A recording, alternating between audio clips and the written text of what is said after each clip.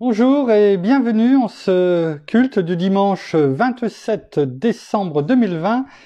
Nous vous accueillons avec grand plaisir après avoir chanté, comme je le pense, chacun chez soi, élevé nos voix en tout cas comme un parfum de bonne odeur à notre Père, notre Seigneur, notre bien-aimé Saint-Esprit pendant les 40-45 minutes qui viennent de s'écouler. Et nous en sommes arrivés aujourd'hui à la méditation numéro 282 dans le livre Les psaumes des temps modernes de notre ami pasteur Jean-François Denis. Nous arrivons bientôt à la fin et nous prions également pour que les choses s'ouvrent pour savoir ce que nous allons faire par la suite. Avant toute chose, justement, prions. Père, dans le nom de Jésus, bien-aimé Saint-Esprit, viens encore, comme nous l'avons chanté ce matin, mouiller profondément la terre que nous sommes. Oh, que cette pluie qui vient de toi, cette pluie peut-être de l'arrière-saison, nous transforme. Viens nous saisir. Viens nous arroser de ta gloire, de ta grâce, de ta bonté, afin que nous comprenions, encore plus l'amour que tu nous portes. Oui, oh oui, viens nous baptiser de cet amour si puissant, afin que nous comprenions combien tu nous aimes et que nous aimions en retour nos frères, nos sœurs, toute personne que tu mets devant nous, que nous rayonnons de ton amour, mais également de ta justice. Alors conduis-nous encore ce matin, Père, dans le nom de Jésus, afin que par ton esprit, notre bien-aimé Saint-Esprit, que nous soyons encore éclairés de ton amour, oui, mais aussi de ta vérité, afin que nous la comprenions, nous la recevions et surtout que nous la mettions en pratique comme des enfants obéissants, car c'est à cela que tu prends plaisir. À toi toute la gloire, Père, dans le nom de Jésus. Merci, bien-aimé Saint-Esprit. Amen.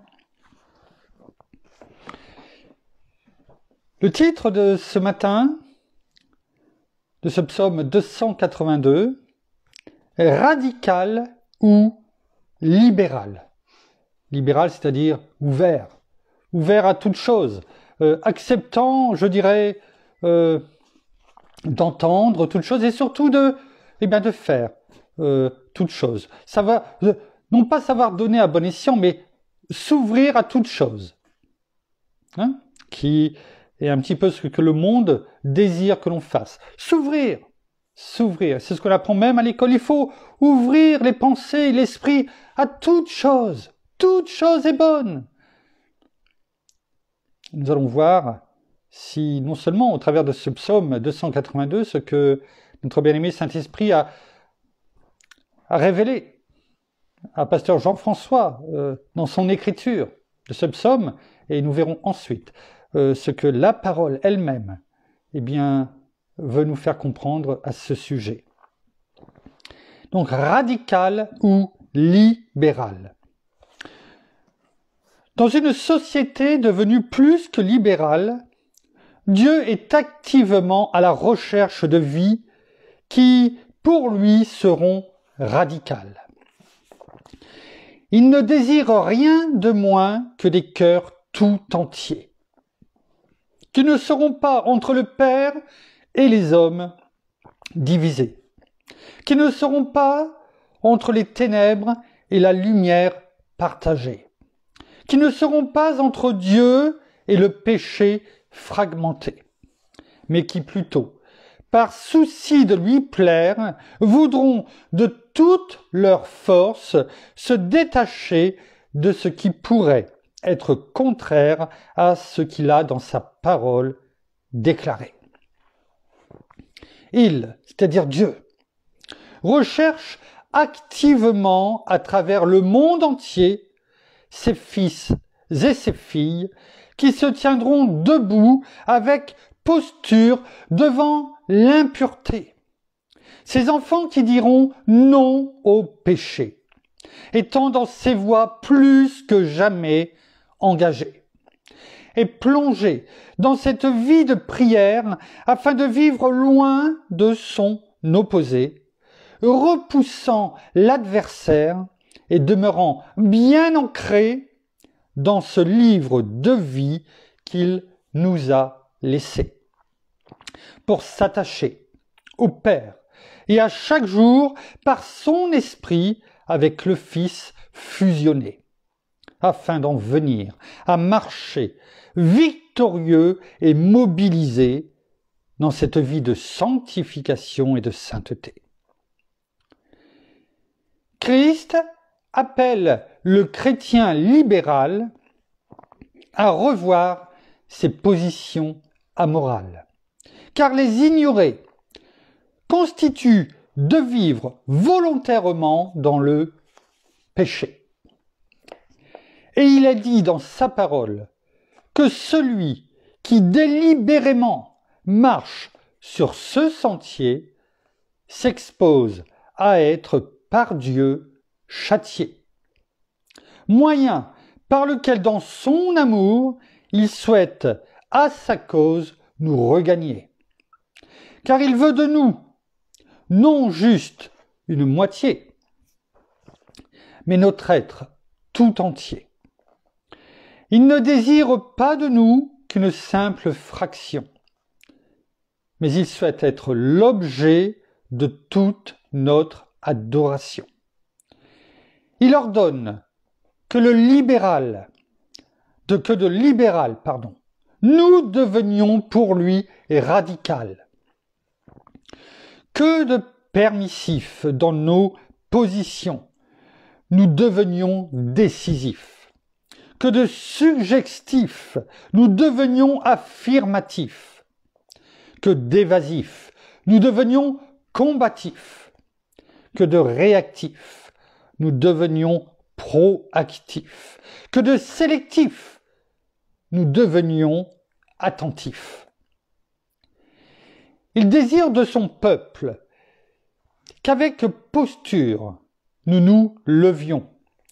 Et face à une campagne de désinformation, à travers l'appellation inclusion, que le caractère de son Fils, Jésus, soit et devienne notre unique distinction, afin de communiquer à ceux qui ne le connaissent pas la bonne information, et non un évangile bonbon empreint de fiction. Trempé dans une séduction marquée par une dilution, car cette représentation de l'évangile en vient à présenter une fausse idée qui, au final, est très loin de la vérité. Dieu désire de nous une sincère repentance, plutôt que de nous voir vivre avec le péché dans une certaine complaisance. Il veut de nous une totale consécration à la place de toutes ces justifications causées par l'attraction d'une illusion, entraînant de son message initial une contamination, conduisant à épouser une autre théorie, influencée par une nouvelle philosophie qui ne rime en rien avec sa théologie. En venir à soustraire de sa parole quelques portions de ce qu'il a dit, en devient à créer un autre évangile, qui peut sembler davantage attrayant et plus facile. Mais en réalité, ce message n'a rien de Dieu, de son style ou de son profil.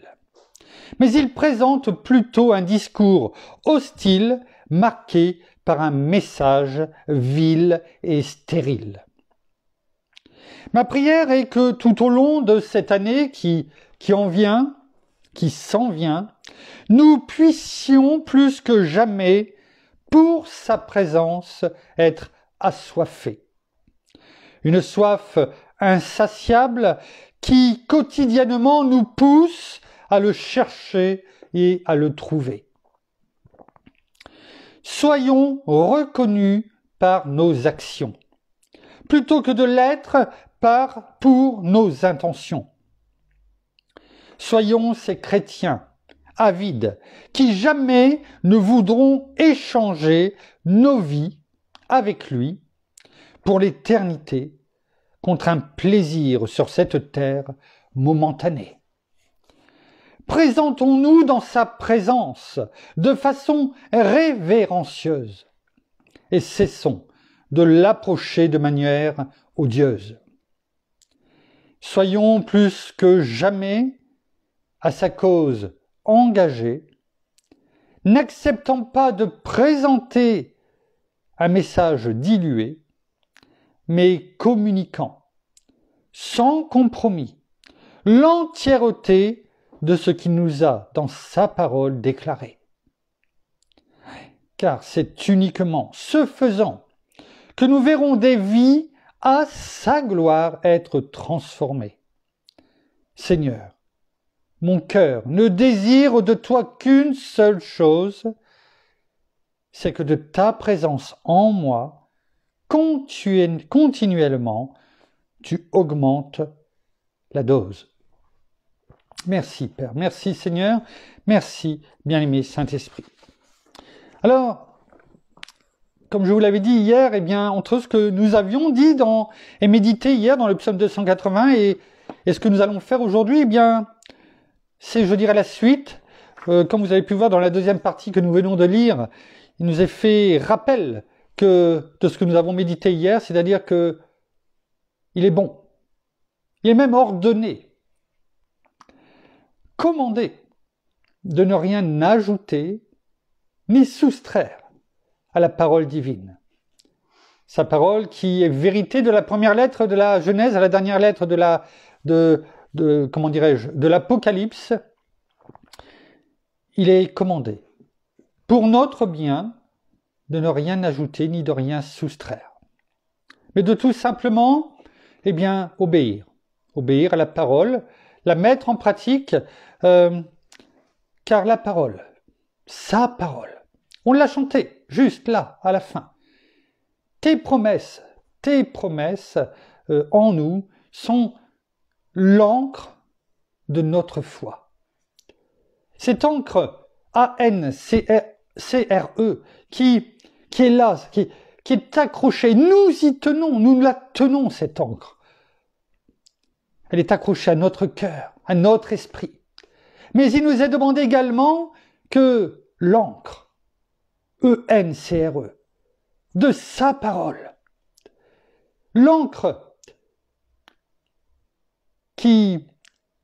avec laquelle est écrit ses paroles, sa parole, celle de notre Seigneur Jésus, son sang qui a coulé pour nous, eh bien, soit gravé sur les tables de notre cœur. Il est notre encre et ses paroles sont écrites avec l'encre du sang de notre Seigneur Jésus. Alors, sachons devant lui toujours nous présenter avec cette crainte révérencieuse qui nous permet de ne pas le décevoir ni l'attrister. Et qu'est-ce qui l'attriste? Qu'est-ce qui le déçoit? Eh bien, c'est justement lorsque nous sommes, tout comme la première partie, les deux premières, je dirais, paragraphes de ce psaume 282, libéral. C'est-à-dire, quelque part, tiède. Entre la nuit et le jour, là où où on n'est pas dans les ténèbres, on n'est pas dans le noir, mais où on n'est pas non plus dans le jour, où on est là, marchant, à tâtons, et aimant malheureusement, eh bien, ce moment. Parce que nous avons non pas peur de la nuit, mais peut-être peur du jour. Peur de se voir ou de se faire voir tel que nous sommes, et alors que peut-être que dans le noir, on a l'impression que personne nous voit. Alors, ce moment où il fait ni nuit ni jour, eh bien, cela nous plaît. Ce n'est pas ce qui nous est demandé. Il nous est demandé d'être radical à sa parole, à ses commandements, de ne rien diluer, de ne rien, comment dirais-je, de ne pas vivre avec, on l'a dit hier, mon épouse a prié aussi pour cela, avoir ses sucreries. Vous savez, c'est un peu comme la barbe à papa.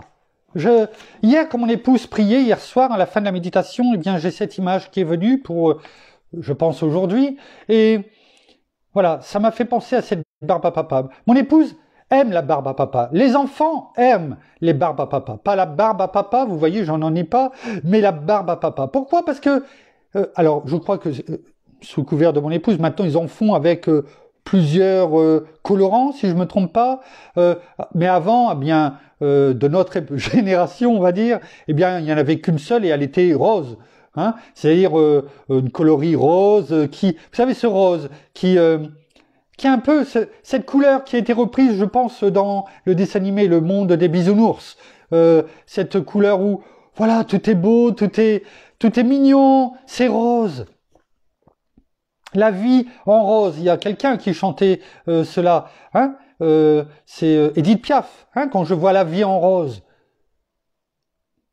Alors j'avais cette image de la barbe à papa. Vous savez quand, eh bien, ça tourne et puis qu'avec, on dirait presque d'un coup de baguette magique, ce bâton, eh bien, devient une boule, bien, presque même ordonnée, avec une belle couleur. Bon, encore faut-il aimer le rose, mais en tout cas c'est joli aux yeux. Et c'est sucré, c'est plein de sucreries, et c'est beau à la vision. Et il y a, je crois que c'est cette année, nos filles qui avaient ramené d'une fête foraine, eh bien, qui avaient voulu faire plaisir à mon épouse et qui avaient voulu prendre une barbe à papa. Mais le temps, il y avait que quelques kilomètres, enfin 15-16 kilomètres, et le temps de revenir, eh bien, cette barbe à papa, en fait, eh bien, son aspect attirant, qui nous attire à croquer dedans et être rempli de sucreries, de la bouche, eh bien, sur les doigts. Et ça colle. Tout comme les passions du monde. Eh bien, aussitôt qu'on commence à y toucher, eh bien, colle à nos doigts, colle à notre bouche et finissent par entrer complètement en nous et nous immerger. Et quand elles sont revenues, eh bien, avec cette barbe à papa, eh bien, finalement, cet aspect qui était joli à la base, eh bien, s'était transformé en quelque chose, on va dire, d'hideux. N'est-ce pas? Ce n'avait plus de forme.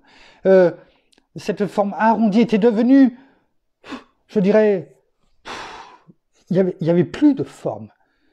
Tout était le sucre. Toute cette sucrerie s'était ramassée sur lui-même, était devenu quelque chose même d'assez dur, et puis avait changé sa couleur en un rose, si je peux appeler ça rose, foncé, qui n'était pas beau, qui n'avait plus de forme. Et on pouvait même plus croquer dedans, tellement c'était dur, hein, c'est bien ça. Ouais. Quelquefois, on se laisse attirer par ces apparences extérieures, ces sucreries. Oh, c'est beaux yeux, c'est doux au palais, ça, ces sucreries, explosent dans nos bouches. Et finalement, quand on voit ce que cela devient, au bout de quelques minutes, eh bien, c'est momentané, c'est éphémère. Mais si on se laisse attraper, eh bien, on finit justement par perdre l'essence de ce pourquoi notre Seigneur est venu sur cette terre et s'est donné pour nous. Alors bien entendu, je ne veux pas par là, ce n'est qu'une image qui parle d'elle-même. Cela ne veut pas dire que si vous aimez la barbe à papa, il ne faut plus manger de barbe à papa. Ne me faites pas dire non plus ce que je ne veux pas dire. Mais cette image m'a été montrée hier pendant que mon épouse priait, et je veux croire, en tout cas, que cela permet une explication de ce que nous allons voir maintenant. Comme nous l'avons chanté, oui, Père, bien-aimé Saint-Esprit, ouvre grand nos yeux pour que nous contemplions ta vérité. Et ta vérité, eh bien, est justement dans ce que nous allons voir maintenant dans la parole. Alors, Pasteur Jean-François nous laisse 2 références ce matin, qui se trouvent dans Matthieu, chapitre 12, verset 30, et dans Jacques, l'épître de Jacques, chapitre 4, verset 4. Commençons tout d'abord par la référence de Matthieu, chapitre 12, verset 30. On va la voir en version Colombe. Chapitre 12, verset 30. Notre Seigneur Jésus nous dit « Celui qui n'est pas avec moi est contre moi. Et celui qui n'assemble pas avec moi disperse. » On l'a déjà médité lorsque nous avions médité sur la neutralité. Et c'est ce que nous venons de voir en introduction. Nous ne sommes pas appelés à être dans la neutralité, entre la nuit et le jour, entre le chaud, le bouillant et le froid. Nous sommes appelés à être dans l'action. Aucune neutralité ne doit être en nous. Nous ne devons pas être libéral, mais radical. Nous ne devons pas avoir une âme partagée. La preuve, c'est justement dans l'épître de Jacques que nous allons prendre, eh bien, au verset 8, la parole nous dit « Purifiez vos mains, pécheurs, et lavez vos cœurs, âmes partagées. » Voilà, si nous sommes partagés, si nous avons nos âmes, eh bien nous devons les laver. C'est-à-dire par le sang de Jésus, c'est-à-dire en nous repentant. Hein? Et nous devons, comment dirais-je, aussi laver nos cœurs, nos âmes, qui ne doivent pas être partagées. Donc dans Jacques, chapitre 4, verset 4, et nous allons le prendre dans la Bible en français courant. Et même nous allons prendre, pour bien comprendre, parce que si on ne prend que le verset 4, on n'aura pas, comment dirais-je, on ne comprendra pas tout. On va prendre les 5 premiers versets et dans la Bible en français courant. Et là, il nous est parlé de faire attention à l'amitié pour le monde. La parole, il est écrit, « D'où viennent les conflits et les querelles parmi vous? Ils viennent de vos passions qui combattent sans cesse au-dedans de vous. » Ces passions, toutes ces choses du monde, elles combattent, elles sont là, elles combattent entre la parole de Christ, la parole de Dieu, la parole de vérité et le monde. Elles combattent nos passions contre la passion du Christ. Vous désirez quelque chose, mais vous ne pouvez pas l'avoir. Et alors vous êtes prêts à tuer. Vous voyez, la parole montre jusqu'où ça peut aller. Vous avez envie de quelque chose, mais vous ne pouvez pas l'obtenir. Et alors, vous vous lancez dans des querelles et des conflits. Vous n'avez pas ce que vous voulez parce que vous ne savez pas le demander à Dieu. Voilà pourquoi on n'a pas les choses. Parce que nous ne savons pas le demander à Dieu. Et regardez ce qui est dit au verset 3. « Et si vous demandez, ce qui est le cas pour chacun d'entre nous, si on le demande, et si vous demandez, vous ne recevez pas. Pourquoi? Parce que vos intentions sont mauvaises. Vous voulez tout gaspiller pour vos plaisirs. » La parole est en train de nous le dire, clairement. Soit vous ne demandez pas, ou alors si vous demandez mal. Pourquoi? Parce que il ne suffit pas de demander. N'oublions pas que nous pouvons cacher aux autres. Nous pouvons aussi essayer quelque part de nous persuader que nous demandons de façon intentionnelle, de façon, je dirais, de bonne façon, avec une bonne conscience pour nous, mais pas pour Dieu. La parole nous dit, vous demandez pour faire quoi? Pour satisfaire vos intentions qui sont mauvaises. Parce que Dieu regarde au cœur. Nous ne pouvons pas cacher quoi que ce soit à notre Père. Parce que notre bien-aimé Saint-Esprit sonde, on le sait, jusqu'au cœur ou jusqu'à la profondeur du cœur de Dieu. Alors à combien plus forte raison il peut voir à nos cœurs. Nous pouvons tromper l'être humain, mais nous ne pouvons pas tromper Dieu. Et c'est bien souvent pour cela qu'on ne voit pas, qu'on ne reçoit pas. Parce qu'on demande pour satisfaire nos intentions qui sont mauvaises. Pour gaspiller tout ce qu'il nous donne pour nos plaisirs, pour nos passions, pour nous satisfaire toutes nos passions. Verset 4. Infidèles que vous êtes. Dans d'autres versions, notamment, si je ne me trompe pas, en version colombe, il est écrit adultère. Voilà, c'est bien ça, adultère. Vous savez ce que c'est? Tout le monde sait ce que c'est qu'un adultère. C'est-à-dire qu'on appartient à quelqu'un, on est marié avec, on est non pas en relation, on est en communion avec. On ne fait qu'une seule chair, on ne fait qu'un. Ce qui, on l'a médité, nous ne faisons qu'un avec notre Seigneur, qui lui-même fait un avec notre Père, donc on l'a vu hier, nous ne faisons qu'un avec notre Père par voie, comment dirais-je, de relation. Adultère, infidèle que vous êtes. Ne savez-vous pas qu'être ami du monde, c'est être ennemi de Dieu? Ouais.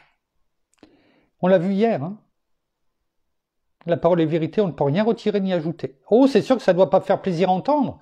Alors certains ne veulent même pas le prêcher, ou d'autres transforment, ou font tout simplement sautent quand ils arrivent à ce chapitre-là, mais pourtant la parole est vérité. Toute la parole est bonne pour entendre, relever, enseigner, etc., etc.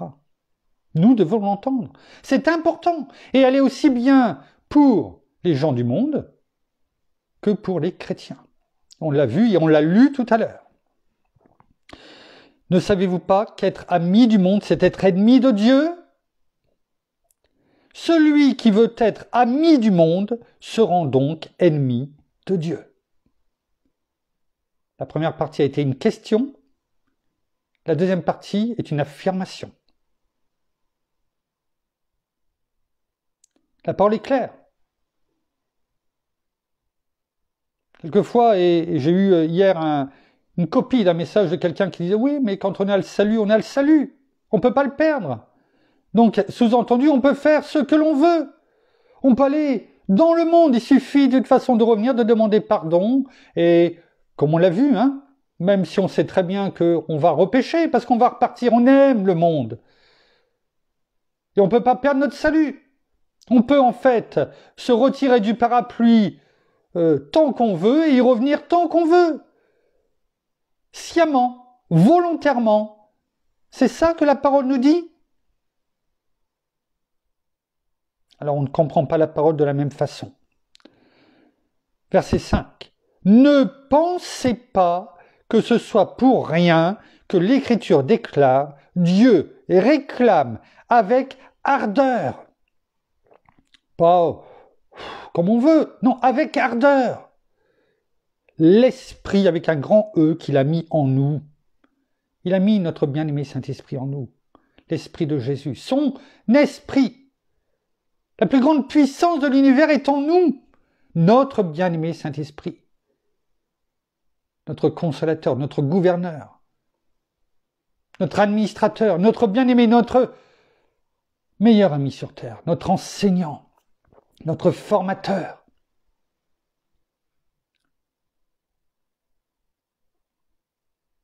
Il est en nous. Il nous révèle toutes choses. Et on peut croire qu'on peut aller vivre comme on l'entend, en se disant enfant de Dieu. Est-ce que des parents dignes de ce nom, sont heureux, eh bien, d'inculquer des valeurs profondes à leurs enfants qui disent oui, oui, j'aime, je vous aime mes chers parents. Et je vous crois, vous êtes honnête, vous m'avez donné ces valeurs d'honnêteté, d'amour pour les autres, de vérité, de se détourner de tout ce qui est odieux. Et puis de le voir, dire cela et d'aller faire les 400 coups dans le monde. En tant que parents, mettons-nous à sa place. Est-ce que nous, en tant que parents, nous serions contents, heureux, nous dirions bien, mon fils. Cela ne veut pas dire qu'on lui fermerait la porte, qu'on ne voudrait pas le laisser revenir et rentrer à la maison. C'est pas ça du tout ce que je veux dire. Mais serions-nous donc heureux? Est-ce que nous dirions à notre fils ou à notre fille en rentrant, sachant pertinemment eh bien, qu'ils ont été faire les 400 coups? On va le voir un petit peu, ce que notre Père nous dit dans la parole. Eh bien, dire « je te félicite »,« bravo », l'accueillir avec le sourire et lui dire « c'est bien ce que tu as fait ». Non, on essaiera eh bien, de lui rappeler les choses. On essaiera de le faire détourner des choses. Mais s'il repart, cet enfant, s'il repart, est-ce qu'il ne risque pas d'avoir les conséquences de ce qu'il fait? De la dangerosité de ses actions? Bien sûr que si. Et c'est la même chose que ce que nous dit la parole.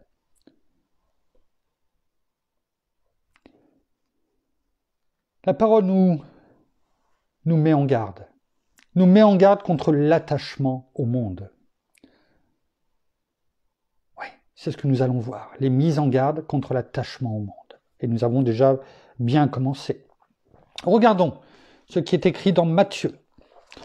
Dans Matthieu, chapitre 16, verset 26. Matthieu, chapitre 16, verset 26. Il est dit en version Colombe, « Et que servira-t-il à un homme, au sens large, être humain, de gagner le monde entier s'il perd son âme, ou que donnera un homme en échange de son âme ?» Vous voyez, on parle de l'âme. On l'a chanté ce matin. Et dans la Bible en français courant, il est écrit « À quoi servirait-il à un homme de gagner le monde entier si c'est au prix de sa vie? Que pourrait-il donner pour racheter sa vie ?» On peut avoir toutes choses. On peut aller chercher tout ce qu'il faut dans le monde. On peut avoir toutes les richesses. Ouais. Mais si on perd son âme, si on s'est détourné de Dieu, de sa vie, de ses promesses qu'il nous donne, si l'ancre de notre foi, eh bien, on l'a remonté. Et que ce bateau, au lieu d'être accroché, le bateau que nous sommes, eh bien, est parti au grand large du monde. Avec toutes ces vagues, oh non pas des vaguelettes, les tempêtes qui nous arrivent. Ouais. On peut monter haut sur une vague, il y a la descente, et on peut tomber très très bas. On a vu avec le fils prodigue, oh il y a toujours possibilité d'être racheté, mais on ne peut pas s'amuser à toujours vouloir l'un et l'autre.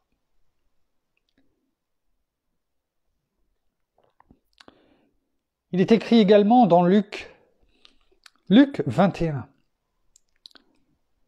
dans l'évangile de Luc, chapitre 21, versets 33 à 36. Et vous allez voir, le verset 33 nous rappelle ce que nous avons dit hier, et il est bon, c'était dans Marc 13, verset 31.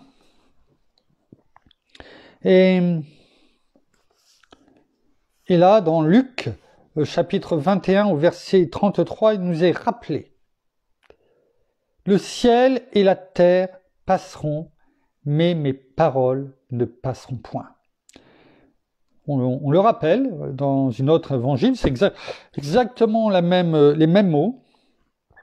Il est bon de,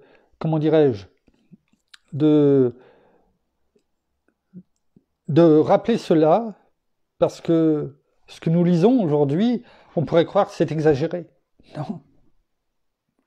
On l'a vu hier, on ne va pas revenir. Je vous invite à aller écouter la méditation numéro 281 d'hier et de prendre garde. Et ce verset justement 34 commence comme ça, dans la Nouvelle en français courant. Prenez garde à ce qui est écrit, à ce que je vous dis. Pas moi, la parole, l'Éternel. Prenez garde. Ne laissez pas votre esprit s'alourdir dans les fêtes et les beuveries. Nous sommes au moment des fêtes. C'est bien de se regrouper, on l'a déjà dit. Notre Père n'est pas contre cela. Il n'est pas contre le fait que, justement, nous fassions la fête, mais sans excès. Aujourd'hui, le monde, on a l'impression, et encore plus, pas que chez les jeunes, si on ne finit pas sous à la fin de la soirée, eh bien, on ne s'est pas amusé. Et je ne parle que de l'alcool. Je ne parle pas de toutes ces substances illicites qui sont prises à côté. Ce n'est pas ça, faire la fête, passer du bon moment ensemble. Prenez garde, ne laissez pas votre esprit s'alourdir dans les fêtes et les beuveries, ainsi que dans les soucis de cette vie. Vous avez vu, il parlait de la fête, de tous les excès, du boire et du manger et tout ce qu'il y a autour, mais aussi dans les soucis de la vie. Tout le monde peut avoir des moments difficiles, mais il ne faut pas nous laisser happer, attirer.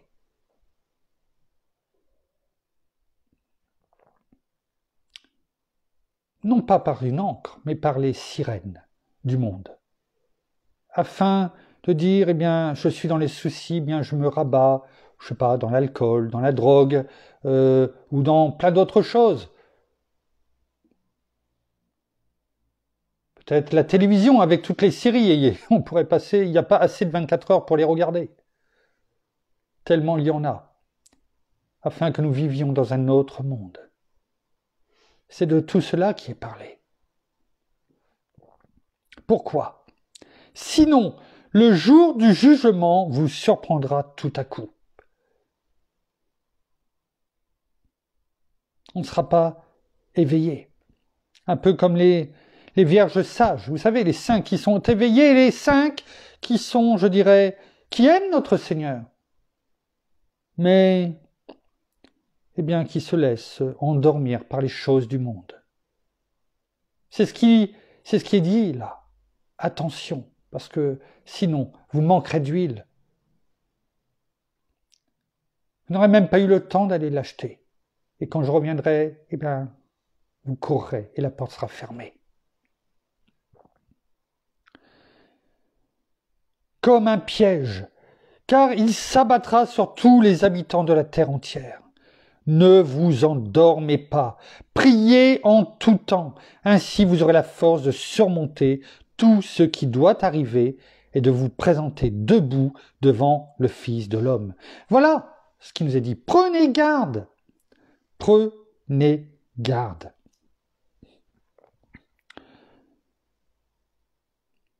C'est important. Dans Romains, chapitre 12, verset 2. Dans Romains, chapitre 12, verset 2. On va le prendre en nouvelle, français courant. Il est écrit, on a la vie nouvelle avec Christ. Et il est dit, ne vous conformez pas aux habitudes de ce monde, mais laissez Dieu vous transformer et vous donner une intelligence nouvelle. Vous discernerez alors ce que Dieu veut, ce qui est bien, ce qui lui est agréable et ce qui est parfait. En parole de vie, le même verset dit « Ne suivez pas les coutumes du monde ». Combien de fois on entend « Oui, mais c'est la coutume, on peut le faire, oh, il n'y a pas de danger. Ça fait je ne sais pas combien de générations que l'on fait ça. C'est une coutume, oh, faut le prendre comme ça. Ce n'est rien, c'est pas grave. » Et pourtant la parole nous dit « Ne suivez pas les coutumes du monde où nous vivons, Mais laissez Dieu vous transformer en vous donnant une intelligence nouvelle. Ainsi, vous pourrez savoir ce qu'il veut, ce qui est bon, ce qui lui plaît, ce qui est parfait. La parole nous dit, ne vous attachez pas au monde, finalement. Ne vous attachez pas au monde. Pourquoi? Parce que vous êtes une nouvelle créature. Vous êtes un homme et une femme nouvelle, nouveau. Et si c'est le cas, bien vous ne pouvez pas suivre les coutumes de ce monde, ces habitudes de ce monde.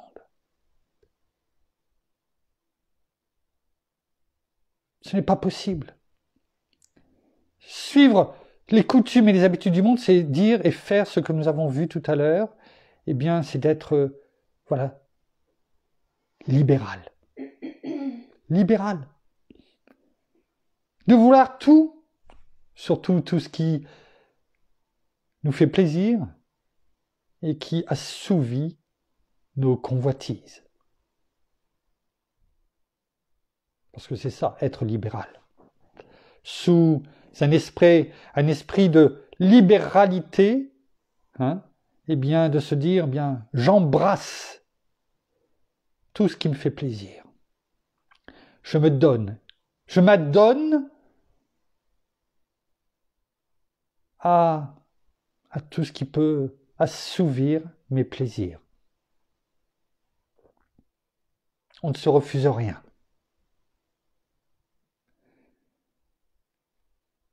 Et on trouve des excuses pour se donner bonne conscience. Et puis peut-être qu'on revient demander pardon à notre Seigneur pour notre bonne conscience, mais sachant pertinemment que, eh bien, le lendemain, on va recommencer. On va sortir. On va chercher dehors, dans le monde, eh bien, ce qui va venir assouvir nos plaisirs. On devient, oui, des chasseurs de plaisir. Il faut à tout prix que nous assouvirions, eh bien, ce pourquoi nous sommes sortis, quelle que soit la chose. On devient, oui, des chasseurs de plaisir. Et cela nous amène à tomber dans les noirceurs les plus profondes. Mais on revient et on se dit, c'est pas grave, Dieu me pardonnera. Bien sûr qu'il peut pardonner. Je n'ai pas dit qu'il ne pouvait pas pardonner.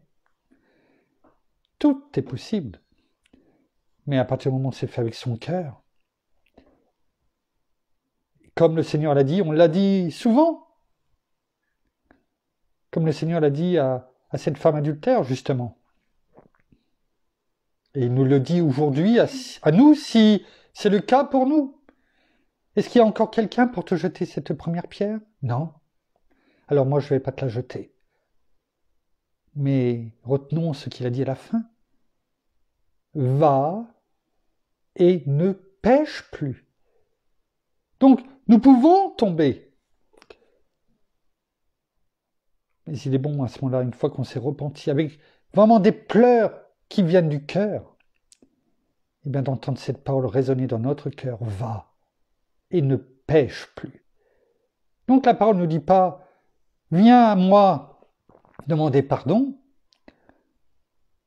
et puis recommence, et puis reviens demander pardon. Et ça, tu peux le faire autant de fois que tu veux. Je te pardonnerai. Et tu peux recommencer. Vas-y. Non, ce n'est pas du tout ce que dit la parole. Elle dit va et ne pêche plus. C'est-à-dire, ne recommence pas ce que tu faisais. Pour ce péché, efface-le de ta vie. Il n'y a plus. Notre Père l'a jeté dans la mer de l'oubli, mais ne le recommence plus. Ne recommence plus. C'est ce que nous dit la parole. Elle ne dit pas va et recommence. Et reviens, je te pardonnerai à nouveau. Ce n'est pas du tout ce qu'elle nous dit. Dans Colossiens, Dans Colossiens chapitre 3,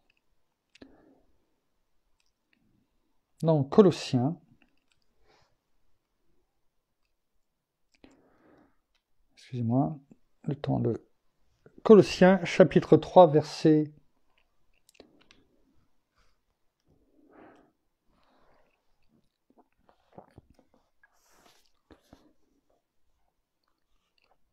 on va prendre le temps de le lire, on verra si on a le temps de finir. C'est un chapitre très important. Colossiens chapitre 3 verset, on va prendre du verset 1 à 10. Je vous ai parlé de la vie ancienne et la vie nouvelle. Celle qui était la nôtre avant et celle dans laquelle nous nous mouvons aujourd'hui. Et comment la parole nous dit que nous devons être. Puisque vous avez été ramenés de la mort à la vie, avec le Christ, par notre Seigneur Jésus, on le sait, c'est une grâce. Recherchez alors les choses qui sont au ciel, là où le Christ siège à la droite de Dieu. C'est par notre Seigneur Jésus, lorsque nous sommes venus à lui, lorsque nous nous sommes repentis. Ça, c'est la base, c'est le fondement. Si on n'est pas passé par là, nous n'avons pas reçu notre Seigneur comme Seigneur et Sauveur de nos vies. C'est clair. Repentez-vous, race de vipères, disait Jean-Baptiste. Ouais. Il faut passer par là.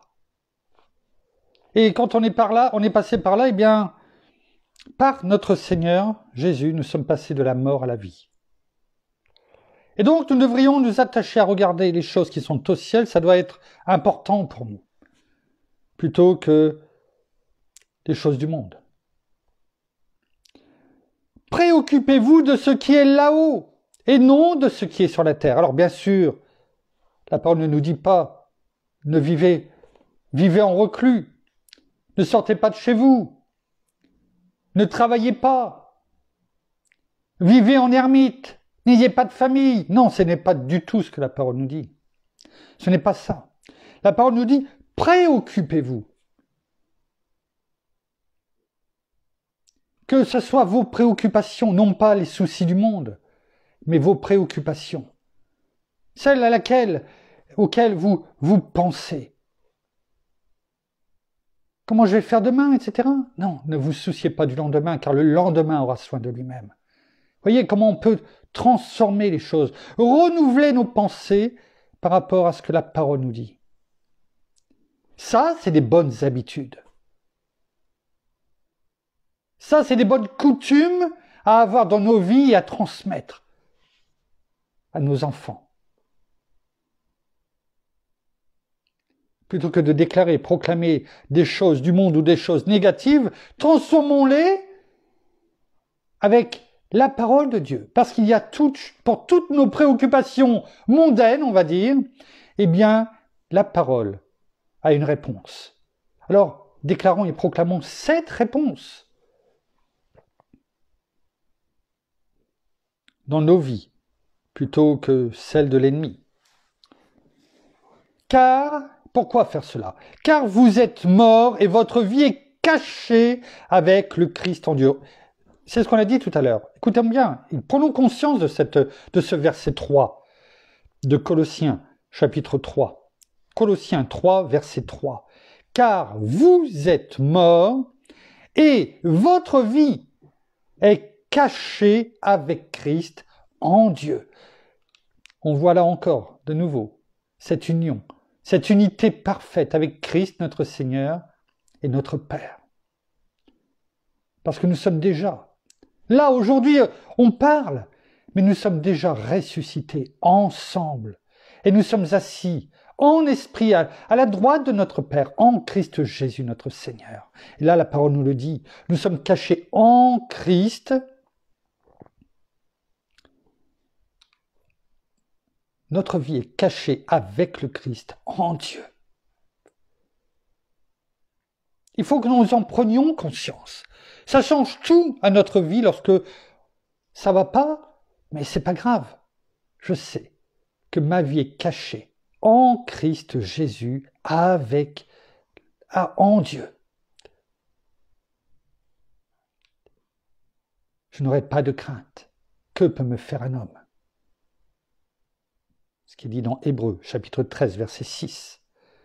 Votre véritable vie, c'est qui? C'est le monde? C'est là, ce monde-là, avec tout ce qui s'y passe actuellement? C'est ça notre vie? Nous sommes dans ce monde, mais nous ne sommes pas du monde. Votre véritable vie, c'est le Christ. Quand il paraîtra, alors, vous paraîtrez aussi avec lui en participant à sa gloire. On va être participant avec lui à sa gloire.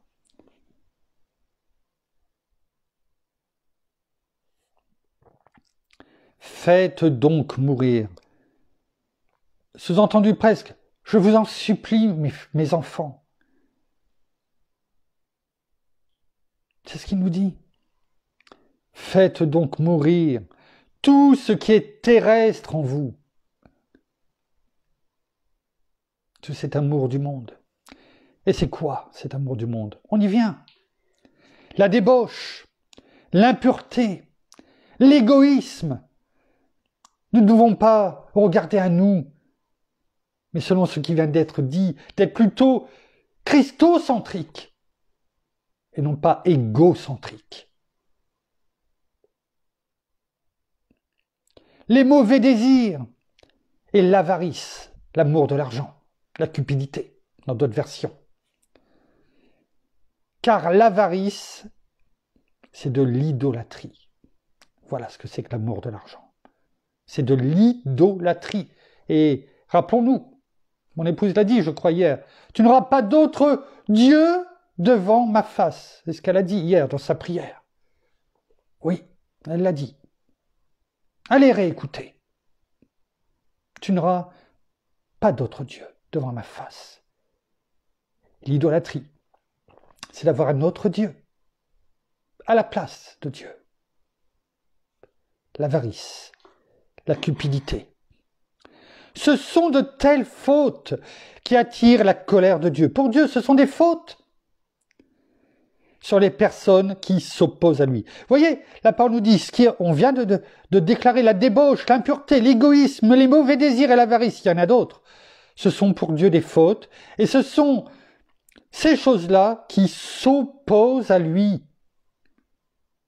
Quand on est opposé à quelqu'un, eh bien on n'est pas dans la joie. On ne fait pas la fête ensemble. Si? Voilà comment vous vous conduisiez autrefois. Autrefois, c'était nous, c'était moi. Mais plus maintenant. Alors si nous étions comme cela autrefois, nous ne sommes plus aujourd'hui. C'est ce que la parole nous dit. Voilà comment vous vous conduisiez autrefois. Quand votre vie était dominée par ces péchés. Et on sait que le salaire du péché, c'est quoi? C'est quoi le salaire du péché? C'est la mort. Alors, je veux croire qu'en tant qu'enfants de Dieu aujourd'hui, nous qui sommes passés de la mort à la vie, eh bien, nous ne nous conduisons plus de la même façon. Parce que la parole nous dit, c'était votre vie ancienne, ce n'est plus celle que vous avez aujourd'hui. Parce que cette vie était dominée par ces péchés. C'est comme si on voyait notre Père tendre le doigt et dire « ces péchés ». Ceux que je viens de dire précédemment. Et bien entendu, ils ne sont plus les nôtres aujourd'hui. Mais maintenant, vous aussi, rejetez tout ceci. Et là, on arrive à une deuxième salve. La colère, l'irritation et la méchanceté, l'insulte à Dieu. Qu'aucune parole grossière ne sorte de votre bouche. Ne vous mentez pas les uns aux autres, car vous avez abandonné l'être humain que vous étiez auparavant avec ses habitudes. C'est-à-dire que ce sont les habitudes de l'homme, de l'être humain dans le monde, tout ce que nous venons de dire. Mais ce ne sont plus les habitudes des enfants de Dieu. Car cela veut dire sinon que nous nous opposons à Dieu. Ne transformons pas la parole. La parole est claire. Qu'elle est claire, en un seul mot, notre âme, notre esprit. Qu'elle nous frappe aujourd'hui de son amour, mais aussi de sa justice. Comprenons ce qui est dit, comme la parole nous le dit bien souvent et que notre Seigneur nous le dit, que celui qui a des oreilles pour entendre, entende. Et vous avez revêtu l'être nouveau que Dieu, notre Créateur, renouvelle continuellement à son image pour que vous le connaissiez parfaitement. Et c'est formidable ce passage. Regardez, je n'y arriverai pas. Comment est-ce que je peux réussir à enlever tout ça de ma vie? Comment je peux être comme Christ? Eh bien, la réponse, elle est là. Et vous avez revêtu l'être nouveau que Dieu, notre Créateur, renouvelle continuellement à son image. C'est un travail de chaque jour. Ce n'est pas fait du jour au lendemain. Continuellement.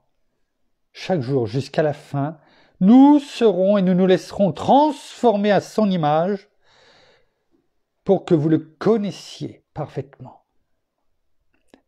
Parce que si on le connaît parfaitement, eh bien, plus nous avancerons, plus nous voudrons lui ressembler. Lui qui a déjà mis son esprit en nous. C'est encourageant. Ce n'est pas simplement une énumération de tout ce qui peut être péché encore dans nos vies et qui nous oppose à Dieu. Hein? C'est clair, hein, là, de ce côté-là.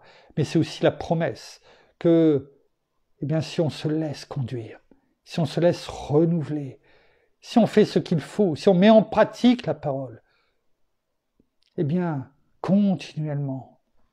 Ça ne veut pas dire que chaque jour, ça veut dire continuellement, ça veut dire en continu. En continu, chaque seconde de notre vie, eh bien, il travaille en nous, afin que nous connaissions notre Seigneur parfaitement. C'est ça que ça veut dire. C'est une superbe promesse. Tes promesses, Seigneur, c'est l'encre, sont l'encre de ma foi. Oui. Et ces promesses sont oui et amen. Dans les 2 derniers versets pour ce matin, dans Tite, on ne le lit pas souvent. Tite, chapitre, il n'y a que 3 chapitres, on va prendre chapitre 2, verset 11 à 15, en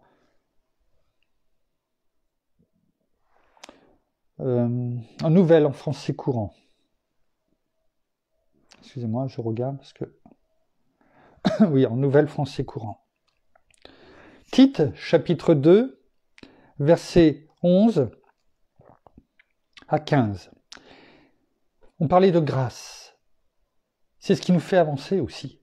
C'est la grâce de Dieu. Cette grâce qui nous dit, tu as le salut éternel, viens à moi. Mets en pratique ce que je te dis. Cette grâce est un don. C'est un don que je te donne. Ma grâce. Vous savez, lorsque Paul voulait cette écharde, eh bien qu'il l'a demandé plusieurs fois que Dieu lui retire cette écharde.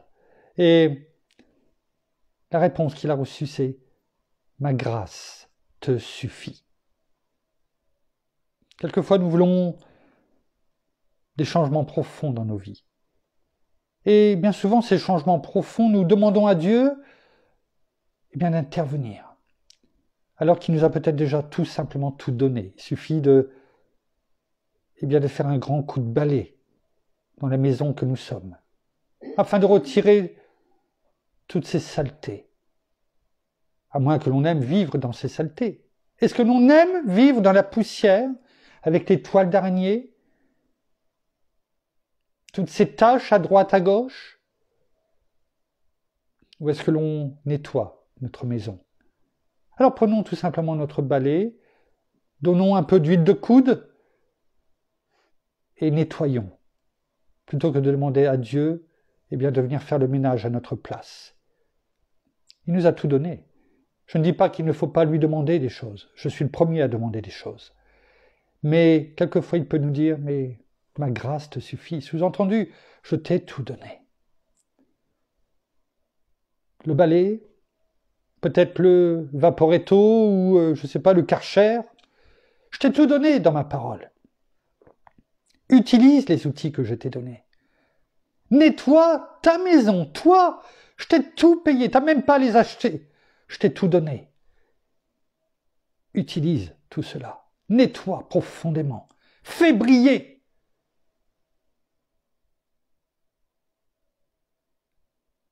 Avec ma parole, je t'ai tout donné. Tu es armé. Je t'ai tout donné pour vaincre. Tu sais pourquoi? Parce que tu es déjà plus que vainqueur en Christ Jésus. Alors sachons utiliser tout ce qu'il nous a donné, parce qu'il nous dit à chacun d'entre nous, comme il l'a dit à l'apôtre Paul, ma grâce te suffit. Alors, dans ces versets, il nous dit, Tite, chapitre 2, versets 11 à 15, en effet, la grâce de Dieu, source de salut pour tous les humains, a été révélée. C'est ce que je vous disais. Il nous a tout donné. Il nous a tout révélé. Il n'a rien caché. On n'a même pas cherché le balai, tout ce que nous avons besoin, la serpillière, ou pour d'autres qui sont dans d'autres régions, la Wassingue. Non. Il nous a tout donné, il nous a tout révélé. Il n'y a rien de caché. La seule chose, c'est qu'on est feignant.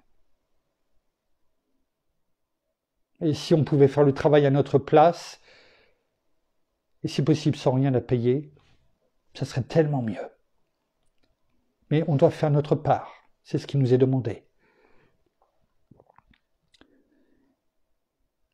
Elle nous enseigne à refuser, de mépriser Dieu et à refuser les désirs terrestres. Voilà notre part. Pour faire quoi? Pour mener plutôt dans le temps présent une vie raisonnable, juste et digne de Dieu. Vous avez vu, il nous est demandé de mener plutôt dans le temps présent une vie raisonnable, juste et digne de Dieu. Il ne nous est pas demandé qu'on ne peut rien faire, que tout nous est interdit. Mais quand on y regarde, quand on regarde tout ce qu'on a pu dire auparavant, franchement, est-ce qu'on ne peut pas vivre sans tout ce qui a été énuméré tout à l'heure?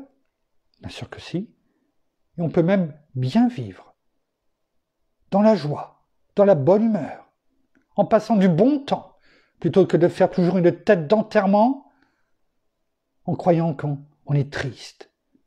Il n'y a pas de joie. On ne peut rien faire. Mais c'est quoi la joie? C'est de mener, d'être dans la débauche, dans l'idolâtrie, dans l'impureté. C'est ça la joie. C'est ça qui nous plaît.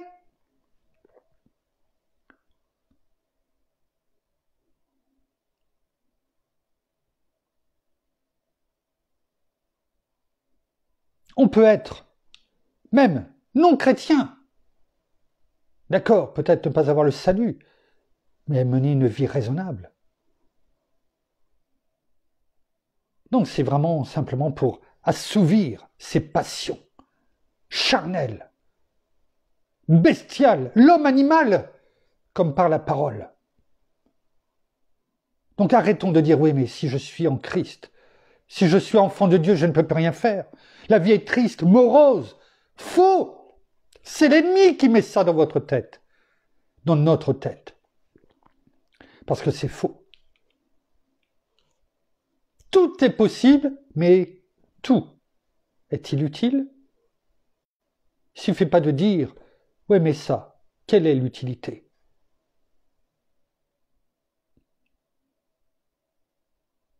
Pour les autres, mais pas pour nous-mêmes. Alors sachons faire ce que dit la parole, avant toute chose. C'est ainsi que nous attendons le bonheur que nous espérons, le jour où se manifestera la gloire de notre grand Dieu et Sauveur Jésus-Christ. Il s'est donné lui-même pour nous délivrer de tout mal et faire de nous un peuple purifié qui lui appartienne, zélé pour accomplir ce qui est bien. On pourrait dire, comme on l'a chanté ce matin, « Éveille-toi, mon âme » ou « Réveille-toi, mon âme ». Prends conscience de ces choses et arrête de te faire balader par l'ennemi. Et ce verset 15 qui nous dit « Voilà, c'est-à-dire, voilà tout ce que tu dois faire, voilà ce que tu dois transmettre. Voilà ce que tu dois transmettre. En usant de toute ton autorité pour encourager tes auditeurs ou leur adresser des reproches, que personne ne te méprise. » Voilà ce qui nous est demandé de faire. Enfin, nous allons terminer la parole par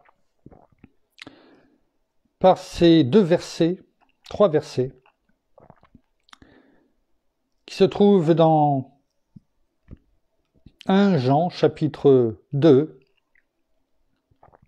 versets 15 à 17. On les connaît. 1 Jean, chapitre 2, versets 15 à 17. On va les prendre dans deux versions. On va déjà la lire en version Colombe. 1 Jean, chapitre 2, versets 15 à 17. Et la parole, là encore, ça va être notre conclusion, eh bien, est claire. N'aimez pas le monde, ni ce qui est dans le monde. Si quelqu'un aime le monde, l'amour de Dieu, l'amour du Père, n'est pas en lui. Car tout ce qui est dans le monde, la convoitise des yeux, la convoitise de la chair, l'orgueil de la vie, ne vient pas du Père, mais vient du monde. La parole est claire. Ne vient pas du Père, mais vient du monde. Et le monde passe, il est comme cette fleur qui fane.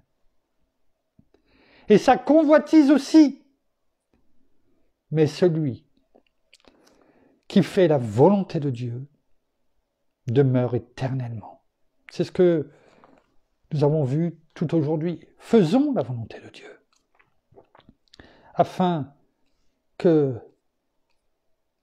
nous demeurions éternellement. Et dans la Bible, en français courant, pour terminer, il est dit, ces mêmes versets, « N'aimez pas le monde, ni rien de ce qui appartient au monde. » Il n'y a rien à prendre.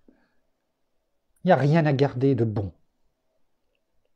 Si quelqu'un aime le monde, écoutez bien, hein, il ne lui est plus possible d'aimer le Père. Ça veut dire qu'il n'est pas possible de revenir. La parole nous dit que si quelqu'un aime le monde, si on aime le monde, on ne peut pas aimer le monde et en même temps aimer le Père. Ce n'est pas possible. On se ment. Ce n'est pas possible. En effet, voici ce qui appartient au monde, la volonté de satisfaire ses propres désirs, ou de posséder ce que l'on voit. Hein, vous savez, hein, oh, il a une belle voiture, je veux la même. Un exemple. Ainsi que l'orgueil fondé sur les biens terrestres. Vous voyez, pour ça j'aime bien aussi quelquefois la version qui parle un peu plus, pour que peut-être certains, plus jeunes peut-être, comprennent bien les choses. Les biens terrestres, matériels. L'orgueil. Oh, je veux. Eh bien, tout cela vient non pas du Père, mais du monde. Le monde est en train de passer. Il est même en train de changer. On va le voir dans les mois et les années qui viennent. C'est sûr et certain. Le monde est en train de changer, de passer, ainsi que tout ce que l'on y trouve à désirer. Ce que vous aimez aujourd'hui, Demain, ça ne sera même plus là. Ça sera autre chose. Et à ce moment-là, qu'est-ce que vous voudrez? Eh bien, cette nouvelle chose. Et ainsi de suite. On voudra toujours la nouvelle chose qui arrive. En fait, on ne sortira jamais de cet engrenage. Parce que pour l'avoir, il va falloir faire des choses. Et pendant ce temps-là, eh bien, on ne fera pas la volonté de Dieu. C'est pourquoi il est dit, on ne peut pas faire les deux choses. Aimer le monde, vouloir toujours les dernières nouveautés, si bien terrestres, et en même temps continuer à aimer notre Père. Le monde est en train de passer ainsi que tout ce que l'on y trouve à désirer, mais celui qui fait la volonté de Dieu vit pour toujours. N'oublions pas que nous avons un adversaire. Il a cru gagner en emmenant notre Seigneur à la croix. Oui, cet adversaire, il est commun à chacun d'entre nous. Il a cru avoir gagné, mais finalement, ça a été sa plus grande défaite, quoi que certains puissent dire. Et finalement, aujourd'hui, il n'a de cesse d'attirer par tout ce que nous avons lu aujourd'hui, eh bien, les enfants de Dieu, oui, encore plus, a toujours essayé de les tenter, de les attirer, eh bien, à lui, dans ce monde. Alors sachons, une fois de plus, entendre, écouter, mettre en pratique, ne rien retirer, ne pas dire je passe, parce que ça, je ne veux pas l'entendre, car c'est le pain de vie. C'est cette eau vive qui nous est donnée, afin que nous n'ayons plus faim et que nous n'ayons plus soif. Merci, Père. Merci, Seigneur. Merci, bien-aimé Saint-Esprit. Nous terminons par la prière. Merci Seigneur, et bien encore pour ce moment de partage. Merci encore pour cet enseignement. Merci encore pour ces révélations, parce que tu te révèles à chacun de tes enfants. Alors merci pour cet esprit de révélation que tu nous donnes, mais aussi ce discernement afin de pouvoir discerner toute chose qui est bonne pour nous, de pouvoir regarder ce que le monde veut nous enseigner, ce que toi tu nous enseignes, qui est la vérité, la droiture, la justice, l'honnêteté, la bonté et la bienveillance envers tous ceux que tu mets à nos côtés, tous ceux que tu nous donnes aussi.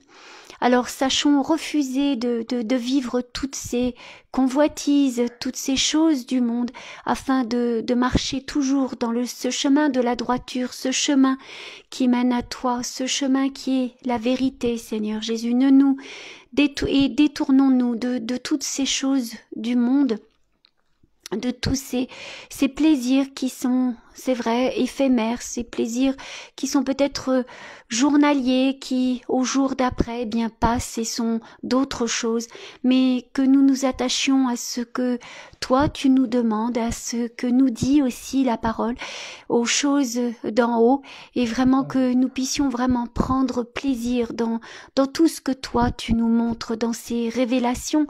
Alors sachons vraiment nous réjouir de chaque jour que tu nous donnes, mais aussi de ce souffle de vie, parce que tu es la vie, et c'est à toi que nous devons nous tourner chaque jour. C'est toi qui nous insuffles tout ce dont nous avons besoin de connaître, mais tout simplement chaque jour, c'est toi qui nous revêts de ta bienveillance, de la vie, tout simplement, car sans la vie, bien, nous ne sommes rien. Alors c'est pourquoi je te remercie de tout cela. Continue toujours à nous façonner, à nous montrer, à nous purifier. Sache que nous sachions aussi venir à toi à chaque moment de notre vie, que nous sachions aussi, eh bien, nous garder purs et droits et justes pour toi. Sachons ne pas nous mettre et nous revêtir de toutes ces choses du monde, mais sachons être droits et justes, et sachons surtout rester honnêtes, sachons surtout rester, oui, voilà, vraiment pur et droit devant toi. Sachons aussi ne pas nous revêtir de toutes ces choses du monde, de toutes ces convoitises, que ce soit de l'argent, que ce soit de tout ce qui brille, mais vraiment de nous revêtir vraiment de ta parole chaque jour, afin de pouvoir vraiment avoir ce discernement et de ne pas nous écarter du droit chemin que tu nous demandes de mener avec toi chaque jour. Alors sachons vraiment chaque jour regarder aux choses d'en haut et surtout garder toujours nos yeux tournés vers toi, Seigneur Jésus, car toi tu ne trompes pas, car toi tu es là avec chacun d'entre nous chaque jour. Alors merci pour tout cela, merci pour ce discernement et merci encore pour ta sagesse, merci encore, oui vraiment, pour cette sagesse que nous devons avoir chaque jour dans notre vie, et vraiment fortifie notre foi, car tu es cette ancre sur laquelle nous devons nous appuyer chaque jour. Alors merci pour tout, parce que dans ces temps difficiles, nous avons besoin de toi, et sachons vraiment nous accrocher à cette ancre que tu es, et nous ne serons jamais confondus. Alléluia. Merci pour tout. Merci encore pour cette journée, et soyez tous abondamment bénis dans le nom de Jésus. Amen. Amen. Merci. Merci. Voilà, ainsi s'achève le culte de ce matin. Nous vous bénissons, comme mon épouse vient de le dire, abondamment de toutes les bénédictions spirituelles dans les lieux célestes en Christ. Nous saluons nos amis au Québec, au Canada, qui vont dans quelques heures, dans 3 heures à peu près, prendre le relais de ce que nous avons fait, nous, ce matin, c'est-à-dire louer, honorer notre Père, notre Seigneur, notre bien-aimé Saint-Esprit. Nous prions, en tout cas, comme chaque semaine, que cela ouvre les cœurs, que la parole, transperce les cœurs, l'épée de l'Esprit, qui est la parole de Dieu, frappe, afin que des genoux, tous genoux, fléchissent devant notre Seigneur. Oui, merci, Père. Merci Seigneur, merci bien-aimé Saint-Esprit. Nous saluons également nos amis en francophonie, à Paris, partout, en tout cas vous nous écoutez, vous nous écouterez à un moment donné. Nous vous aimons, bien sûr, et nous vous souhaitons en tout cas déjà un bon dimanche, une bonne après-midi, une bonne journée pour d'autres, et nous vous donnons rendez-vous demain pour la suite de ces méditations des psaumes des temps modernes, où nous arrivons progressivement à la fin, et nous vous ferons parvenir l'horaire à laquelle celle-ci se déroulera. En attendant, donc, nous vous souhaitons une bonne journée, un très bon dimanche. À bientôt, chers frères et sœurs, chers amis. Au revoir.